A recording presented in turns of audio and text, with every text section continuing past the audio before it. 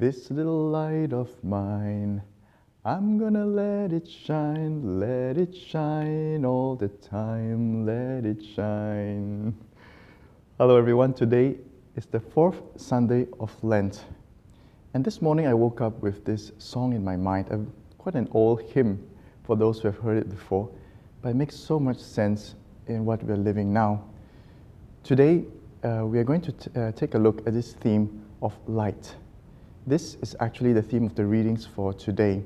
Now, if you take the Gospel of this fourth Sunday of Lent in the year A, it's about the blind man, or the man who was born blind, and how Jesus healed him and gave him back his sight, or rather gave him sight that he never had. Actually, this is a symbol of baptism, and these 4 weeks throughout the Sundays of Lent, we've been going through the essentials of what baptism is about. If you saw the first Sunday of Lent, it was about the temptations, meaning it's about facing the reality of temptations, learning how to grow by overcoming them with Christ. That's the first step of baptism, overcoming sin with Christ.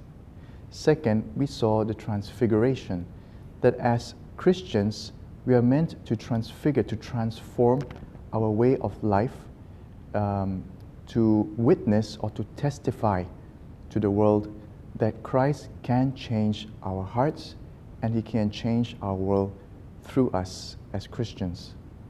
Now, the third week, last week, we went through the gospel of the dialogue between Jesus and the Samaritan woman.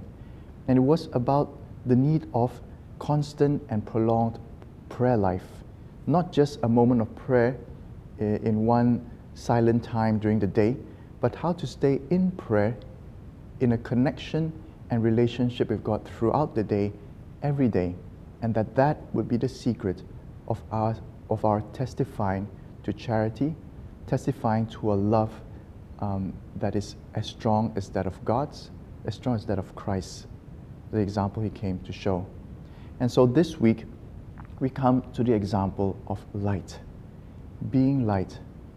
This little light that we receive, if you remember when you were baptized, if you were an adult, or when your child was baptized, normally you'll be presented a candle from the altar, and then you would have to hold this light with the child, if it's the child being baptized, or hold the light for yourself when you profess your faith to God. I have the light of Christ in me, and I need to let it shine. And today, this is the meaning of this fourth Sunday of Lent. In the midst of darkness, in the midst of all the trials, the difficulties, temptations, etc., in the midst of this pandemic, we need to shine as Christians. And this is the only thing that Jesus asks of us. Christian, don't stop to shine. Now let's try to look at the scriptures today in the context of our situation. You know, just in 1 week, the world has become so much more aware of the need to take measures with the COVID-19 virus, this pandemic that's going around. In the beginning, people were not taking it seriously. They thought it was meant to be in one place. And then later on, it expanded to the world, and they said maybe it'll just pass. And now governments all over the world are getting worried. Now, I won't go through the whole story because you already know it, but let's see what does the gospel have to say. And there's only one thing I would like to highlight in this gospel. If you could read it yourself first, John chapter 9. Okay, the Gospel of John chapter 9, about the healing of the man born blind. So the story goes more or less like this. Jesus, He and His disciples are passing by this place called Siloam, and then they see a blind man. And this question marks the whole chapter. This question from the disciples to Jesus. They ask Him, Lord, this man who is blind from birth, why is it so? Was it because of his sin, or was it because of the sin of his parents? You know, this betrays a little bit the Hebrew mentality in the past, in the times of Jesus, that when somebody's sick, when something goes wrong in a person's life, it's because he has sinned, or there is sin in him. So they attribute straight away problems, difficulties, etc., to personal sin. So this, in those days, used to create a certain kind of social, well, not only social, but all kinds of distancing, ostracization, or marginalization of people who were sick, and nobody would approach them. If you remember the situation of the lepers, it was the same. Why was Jesus' ministry so dynamic and so novel and mind-breaking? It's because he broke the barriers, approached the sick, and healed them. Now, I would like to highlight the answer of Jesus to the disciples' questions, whether this sickness was because of the sin of this man or his parents. And I loved the response of Jesus here. He said, neither. Neither his sin nor the sin of his parents.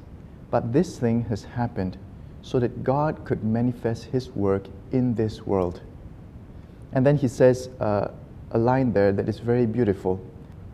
He says, as long as they last, I must carry out the work of the one who sent me.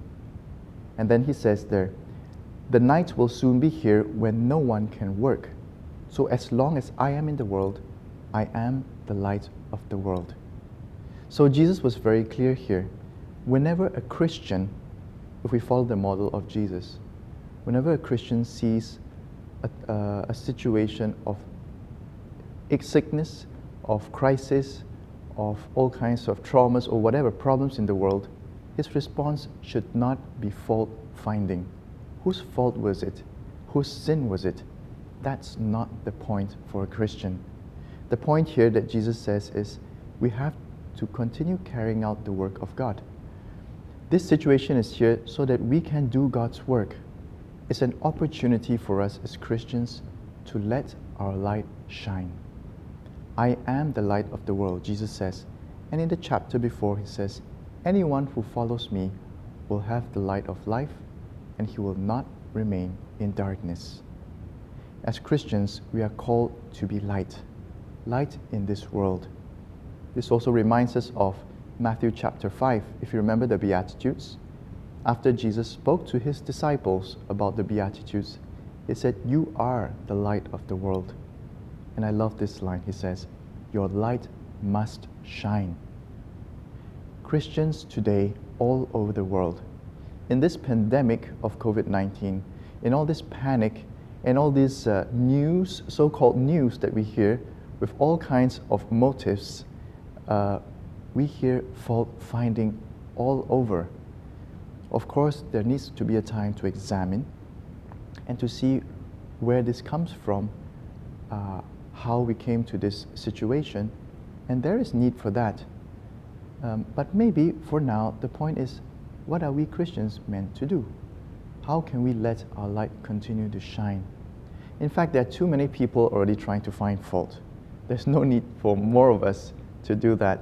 Just turn on the news, listen to the updates, etc., and you'll find all the fault finding there. How many people are actually trying to look for solutions? Many actually, but then we don't hear much about them. We don't hear about people who are trying to look for solutions. We don't hear about people who are really shining. Heroic deeds of doctors, of nurses, of health workers, of service people who are still going on shining in the midst of all this. How can we as Christians try to shine as well? Now you may ask me, my situation is a lockdown. I'm at home. I'm just with my family, or maybe even I'm alone. What can I do to shine? And I think this is the challenge for us in this fourth Sunday of Lent, to make the most of this time to discover what the Lord wants of you personally, so that you can shine in this moment, or maybe you can even shine in the time to come. Today, the second reading is very striking as well in the theme of light. It's taken from the book, the letter to the Ephesians, and St. Paul says to the Ephesians, you were darkness once, but now you are light in the Lord. So be like children of the light. So St. Paul is very clear. You are already light. So as Christians, with the power of baptism in you, shine. This is what Lent is all about. This is what Easter that we are preparing for is about. We are approaching Easter, and we're trying to meditate and to prepare our hearts, our lives, in order that the power of baptism can continue to shine. He continues to say here, try to discover what the Lord wants of you, having nothing to do with the futile works of darkness, but exposing them by contrast to your light. You know, actually during this time also, I've been noticing also there are different kinds of reactions to the pandemic. There can be fear. Some people may experience like, okay, I'm free, I don't have to go to school, it's much better. And some can enter into a kind of depression as well. And some enter into a life of crazy enjoying themselves as if this is the end of the world. Now, St. Paul says this is hardly a Christian disposition. For a Christian, it is not about extremes of either way. For a Christian, it's about trying to seek still what God wants of him, of her. Try to discover what the Lord wants of you in order that you may shine now and you may continue to shine also after. Really, we don't know how long this pandemic is going to last, but for sure, God still wants us to shine. How can we shine now, and how can we shine on after if this situation persists? I think this is really something that we as Christians need to ponder about in this time of Lent. You know, if we continue reading the Gospel of John after this healing process that he did with the blind man, you will notice that there's just a short part about the healing, and there's another long part of this chapter about the persecution that this man experienced, but how he grew in faith in the midst of testing. Somehow this could be our challenge as well.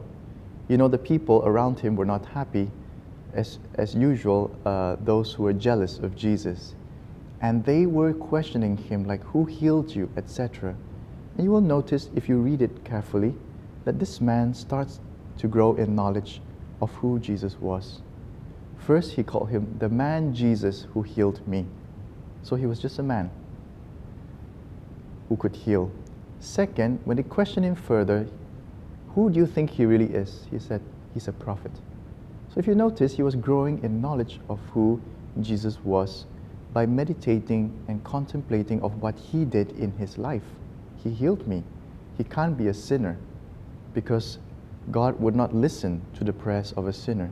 But if he were a prophet, then yes. And the last step was when they threw him out completely. So this man was really being tested for his faith in the man who healed him. And at last, at the moment, Jesus comes to him and says, why are you here? And said, they cast me out. And at the same time asked, do you want to believe in the Son of Man? And he says, I am the one in front of you. And then he worshipped him. He calls him Lord. Lord in the New Testament scriptures is a term used for divinity. So for him now, Jesus was not just a prophet. He was God. And this is the test of our faith as well in this time of pandemic. Who is Jesus for you? Was he just a man who created a religion, who founded a religion perhaps that we have today that is so widespread? Could be. Or was he a prophet even, somebody who spoke on behalf of God, was a great man who died on the cross for us for very noble reasons because he believed in God? But the third step is something very important for us to ask ourselves today. Is he God for you? Is he the God of your life? Is he the God of this world who holds the world in his hands? How are you approaching this situation with Jesus in prayer?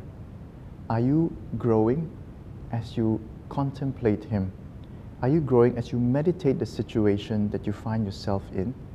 Is he just a spare tire in this situation? Is the situation bigger than Jesus? Or is Jesus as God bigger than this situation? And I think this will make our prayer much more engaging and really question our faith in what we believe. How much time are you spending listening to the news, to all the updates, to all what people are saying? How do you feel after that? I can imagine emotionally very distraught, very tired, and sometimes even depressed. And I ask you also, how much time do you spend listening to God, praying, listening to scriptures, praying for the situation of the world, trying to see how you can be light in the midst of all this as a Christian? And that produces a very different fruit in your heart. Because at the end of the day, what more can we do as Christians if not to let that little light of ours shine in this time? We are not God. It's very important. But God is. And He exists, and He can do something, but He wants to do it through us. And this is the mystery. God doesn't solve our problems just from outside.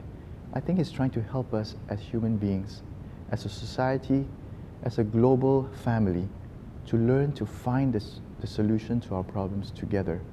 And this is where we are at now. So I invite you today, once again, if you like, we are the anointed today, like David in the first reading. We are the ones chosen. Even though how unlikely we feel that we could be chosen, God knows our hearts and chooses us. He wants us to lead this world out of this situation together, Christians and non-Christians, that we could work together to lead us out gradually out of this situation. Perhaps we might suffer some of the consequences, but there are changes that we could do, and to try to continue taking precautions, trusting God, trusting what our societies are trying to do now. I think we are waking up from all this that is happening and asking ourselves this main question during this fourth Sunday of Lent with a lot of joy in God and trust in Him. How can I shine, Lord? Try to discover what the Lord wants of you. What can I do to continue shining in my prayer life, as we were talking about during these weeks, in my own acts of charity, of love, in the way that I can. We can use the internet. We can use our means of calling. In the family also, little gestures, creating an atmosphere that is more positive, more helpful. Our prayer life we can grow, reading, meditations, the things that we can do in the home, many works, spiritual works that we can do to grow strong and to prepare maybe for something greater that could come ahead. And we can continue our works of fasting as well, trying to fast perhaps from this tendency to want to know more what's going to happen, trying to calm our fears in a way that is just being lost actually in all the social media. Maybe we can fast from that and to invest more time in other things that could be more constructive here during this time and more fruitful as Christians to shine. So what is the Lord asking of you during this time so that you can grow? Let's spend some time today to pray about it, some time in silence. Listen to the Lord. Go back to His Word. Go back to that simple voice that speaks in us. Christian, don't stop to shine. This is the time to let our little light grow. With all our little lights together in the world, this situation will find a different perspective. Our blindness might be healed as a society, and we will see the way out. So God bless, and have a blessed fourth Sunday of Lent, a joyful day ahead.